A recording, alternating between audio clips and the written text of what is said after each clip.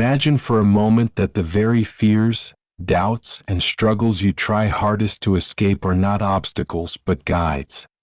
What if the traits you bury, the emotions you suppress, and the desires you deny carry the map to your deepest purpose? Carl Jung, the pioneer of depth psychology, called this hidden territory the shadow. And he believed it contains not only the wounds we hide, but also the seeds of our greatest strength. The shadow is the unconscious self we reject. It holds the parts of our personality we call unacceptable, our anger, envy, ambition, or vulnerability. Yet paradoxically, Jung argued that by confronting these hidden elements, we can unlock authenticity and wholeness. He wrote, "Everything that irritates us about others can lead us to an understanding of ourselves." In other words, our strongest reactions to others are often mirrors of what we have not faced within. Think about a time when someone's confidence made you uncomfortable. Was it their arrogance, or your own buried longing to step into the spotlight? Think of moments when jealousy surged unexpectedly. Was it about them or about the suppressed desire you told yourself was impractical or wrong? The shadow is not only darkness, it is potential disguised as discomfort. Nietzsche once wrote, "He who has a why to live can bear almost any how." Your shadow often hides that why. The very things you run from may be the keys to meaning. Anger may point toward injustice you are meant to fight. Fear of failure may hide the desire to create.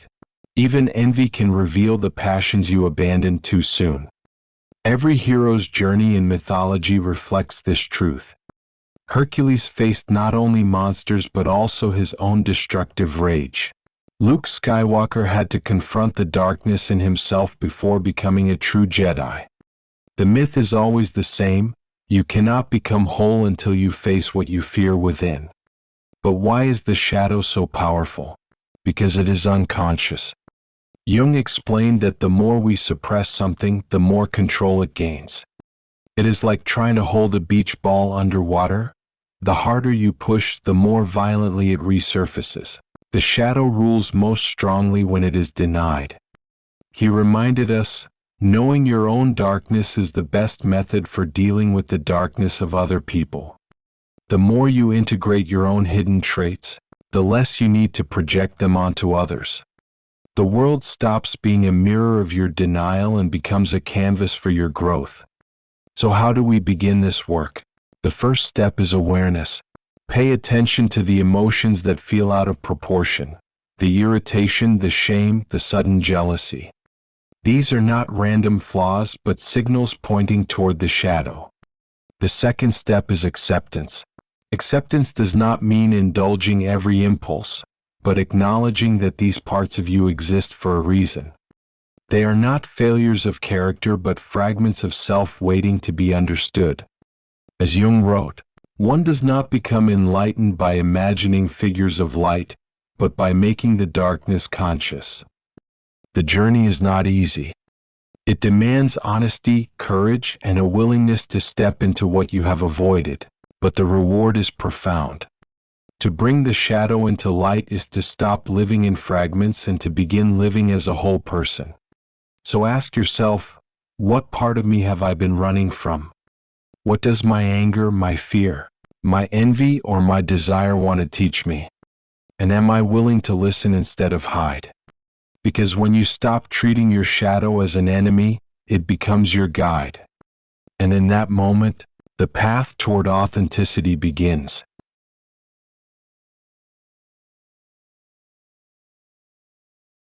One of the most powerful ways the shadow reveals itself is through projection. Projection is the unconscious act of seeing in others what we refuse to acknowledge in ourselves. The traits we deny within become the ones we criticize most harshly in the world around us. Carl Jung warned, "Everything that irritates us about others can lead us to an understanding of ourselves." When you feel strong irritation, envy, or judgment, it often says more about your own inner world than about the person in front of you. The shadow does not disappear when we deny it, it leaks out through the way we see and treat others. Think of a time you labeled someone arrogant. Was it truly arrogance, or was it their confidence shining a light on the confidence you have not allowed yourself? Think of when you judged someone for being selfish. Was it selfishness, or was it your own buried longing to set boundaries and put yourself first? Projection is the mirror through which the unconscious tries to show us what we have left behind. Nietzsche once wrote, "Distrust all in whom the impulse to punish is powerful." The impulse to punish is often the shadow at work. We condemn most fiercely in others what we secretly wrestle with inside ourselves. The anger feels righteous, but it is also a disguise. Projection also explains why people repeat destructive patterns in relationships. We unconsciously seek partners, friends, or even enemies who embody the traits we have denied. This is not coincidence. It is the psyche's way of forcing us to face what we would rather ignore. You can run from your shadow, but you will meet it again and again in the people around you. Jung reminded us, until you make the unconscious conscious, it will direct your life and you will call it fate. When you do not recognize projection, you believe you are simply unlucky in relationships or cursed by circumstances. But in truth, it is your own unacknowledged patterns shaping your experiences. Fate is often the shadow wearing a mask. So how do we work with projection instead of being ruled by it? The first step is to pause when emotions flare. Before condemning someone else, ask, what part of me does this touch? The stronger the reaction, the more likely it reflects something unresolved within. The second step is to reclaim the trait. If arrogance triggers you, perhaps it is your own disowned confidence asking to return. If selfishness stings, maybe it is your neglected need for self-care. Reclaiming does not mean indulging every impulse, but acknowledging that these traits have value when integrated consciously.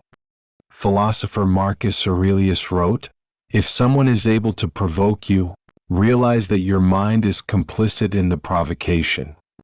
Your reactions are not random, they are invitations to see yourself more clearly. Every trigger is a teacher, every irritation a doorway into deeper self-knowledge. But this requires humility. It is easier to blame the world than to face the parts of ourselves we dislike. Projection lets us avoid responsibility by placing our shadow outside. Yet growth demands we pull it back in, claiming what is ours to own. Jung believed that integration of the shadow brings freedom. When you recognize projection, you stop living as a victim of external forces. You realize the people around you are not enemies but mirrors. And once you see the mirror clearly, you can finally step out of the loop of unconscious reaction. So the next time you find yourself judging, resenting, or condemning, pause.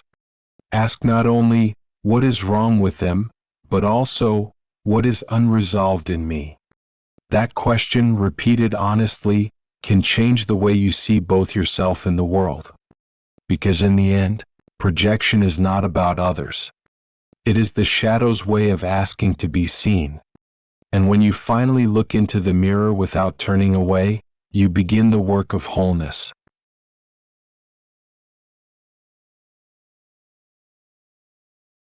Human beings are not built for perfection but for paradox. Inside each of us lives both courage and fear, compassion and resentment, ambition and hesitation. We often try to resolve this by choosing one side and rejecting the other, but Carl Jung believed that true growth comes from embracing the tension of opposites. Jung wrote, "Wholeness is not achieved by cutting off a portion of one's being, but by integration of the contraries. To live fully is not to banish darkness, but to hold both darkness and light without shame. Your anger may stand beside your kindness, your doubt beside your faith, your weakness beside your strength. It is in the coexistence, not the exclusion, that wholeness is born." Think about how often society pressures us into extremes. You are told to be confident but not arrogant, strong but never vulnerable. successful but never selfish. These contradictions create impossible standards, forcing you to exile the traits that don't fit the narrative. But the exiled parts do not disappear. They form the shadow waiting to be acknowledged. Nietzsche once said, "You must have chaos within you to give birth to a dancing star." Chaos is the mixture of contradictions inside you, the clash of impulses that make you human. It is not something to fear but something to harness. Without contradiction, there is no creativity, no transformation, no star to be born. The problem arises when we deny one side completely. If you deny your anger, it returns as passive aggression. If you deny your ambition, it returns as envy. If you deny your vulnerability, it returns as isolation. Repression does not erase contradiction. It magnifies it in distorted forms. Jung often spoke of the union of opposites as the essence of individuation.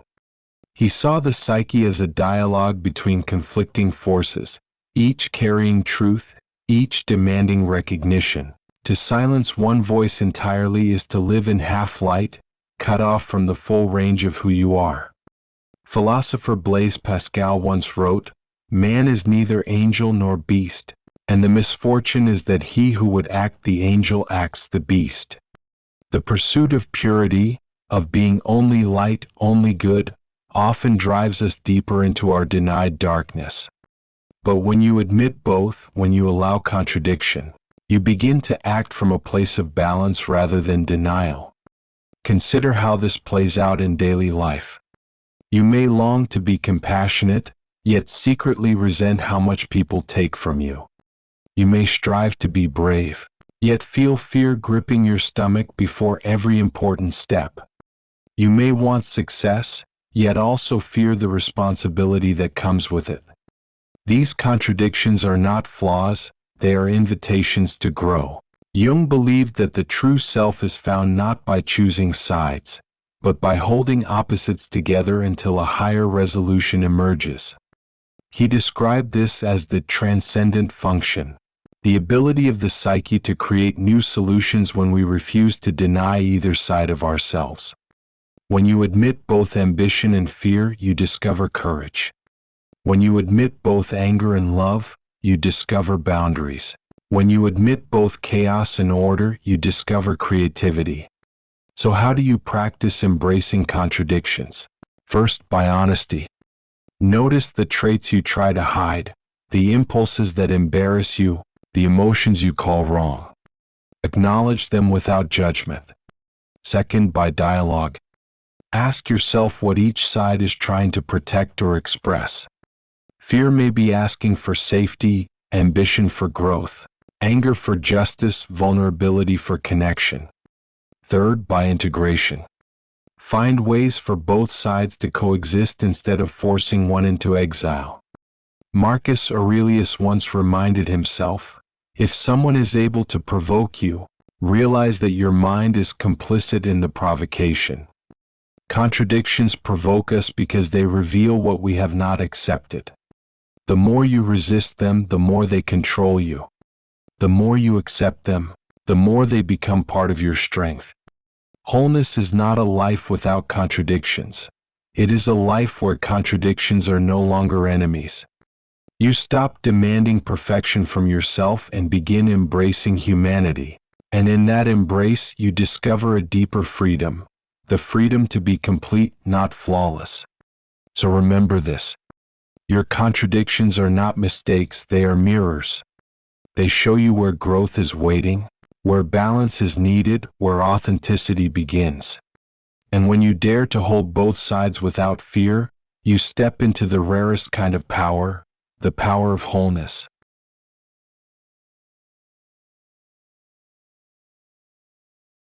Every culture tells stories about heroes who endure hardship before transformation.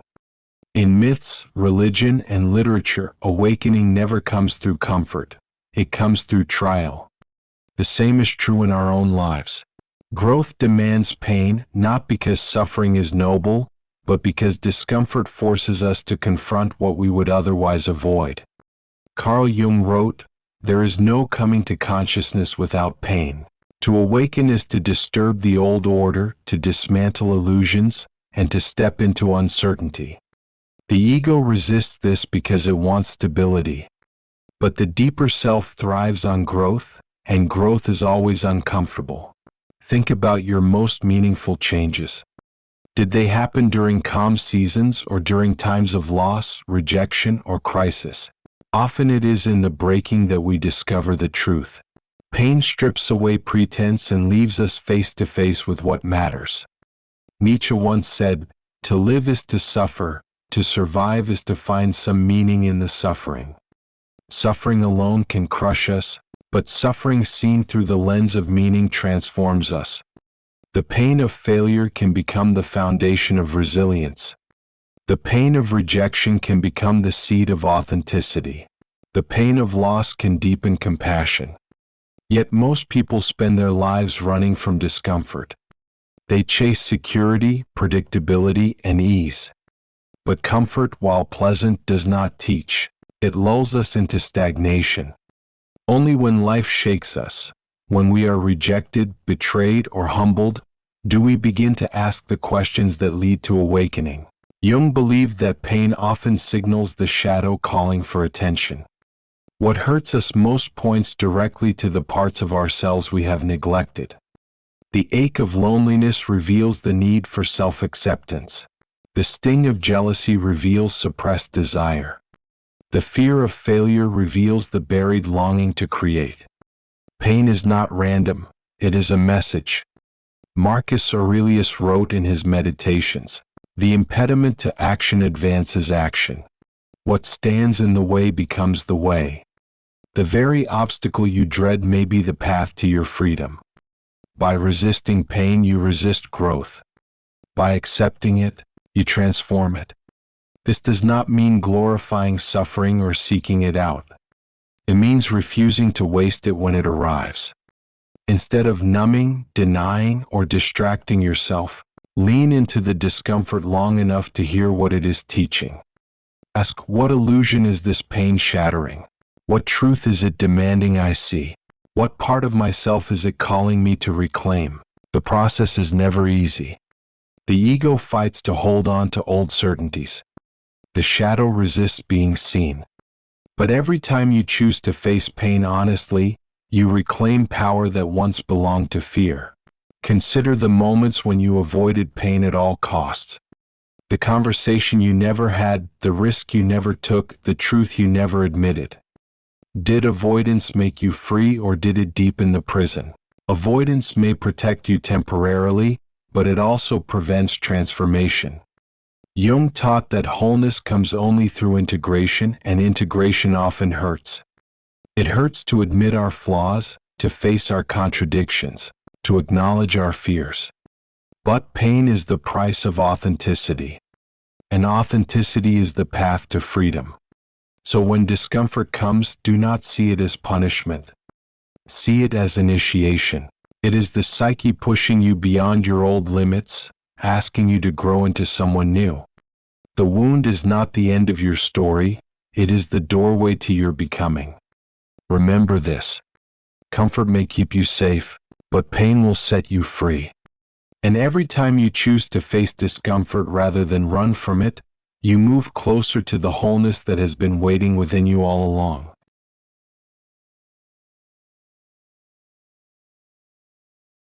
The deepest longing of the human soul is not perfection, but wholeness. We are not here to erase our flaws or silence our doubts. We are here to integrate them, to weave light and shadow into a single life that feels authentic and alive. Carl Jung wrote, "Wholeness is not achieved by cutting off a portion of one's being, but by integration of the contraries. To live fully is to accept contradiction. You are both strong and fragile, wise and foolish, brave and fearful. When you stop exiling one half of yourself, you begin to experience freedom." Nietzsche once said, "Become who you are." It is not a call to invent a new self, but to uncover the one buried beneath conditioning, fear, and avoidance. Every step toward authenticity requires peeling back the layers of performance until only truth remains. Think about how much energy we waste pretending. Pretending to be confident when we are uncertain. Pretending to be content when we are restless. Pretending to be agreeable when we are quietly angry. Each act of pretending may win approval, but it costs authenticity. And without authenticity, even success feels hollow. Freedom is not the absence of judgment. It is the refusal to let judgment decide your worth. Criticism will come, misunderstanding will follow, but when you are whole, you no longer crumble under the weight of opinion. You know who you are, even if others do not. Marcus Aurelius reminded himself, "The happiness of your life depends upon the quality of your thoughts. When your thoughts are divided, half of you striving, half of you hiding, you live in quiet conflict. But when your thoughts are united, when you accept every part of yourself, you find peace that no circumstance can touch." Wholeness also changes how you see others. When you integrate your own shadow, you stop projecting it onto the people around you. You become less judgmental, less reactive, more compassionate. You see that everyone is also carrying contradictions, also trying to reconcile their light and dark. And in that recognition, relationships deepen, because authenticity meets authenticity. Jung believed that individuation, the journey to becoming whole, is the task of a lifetime. It is not finished in a single breakthrough or one season of growth. It unfolds across years, in moments of courage, in choices to face discomfort rather than run, in daily acts of honesty with yourself. The reward is not perfection but freedom, the freedom to live as you are. So what does wholeness look like in practice? It looks like speaking truth without needing everyone to agree. It looks like admitting fear without letting it stop you. It looks like embracing pain as part of your journey, not as evidence of failure. It looks like resting without guilt, working without desperation, and loving without pretending. Freedom is not something you wait for, it is something you claim. It begins when you stop asking for permission to be yourself. It deepens when you stop abandoning yourself for approval. It becomes unshakable when you integrate every part of you, light and shadow, wound and wisdom, chaos and clarity. Jung wrote, "The privilege of a lifetime is to become who you truly are." That privilege is available to you now, not after you fix yourself, not after the world approves, not after the fear is gone. It begins the moment you accept that you are already whole, even with your contradictions. So remember this. Your task is not to erase the darkness, but to bring it into light. Not to chase perfection, but to embrace authenticity. Not to live without pain, but to find meaning through it. And in doing so, you will discover the rarest freedom, the freedom of a life lived as your truest self.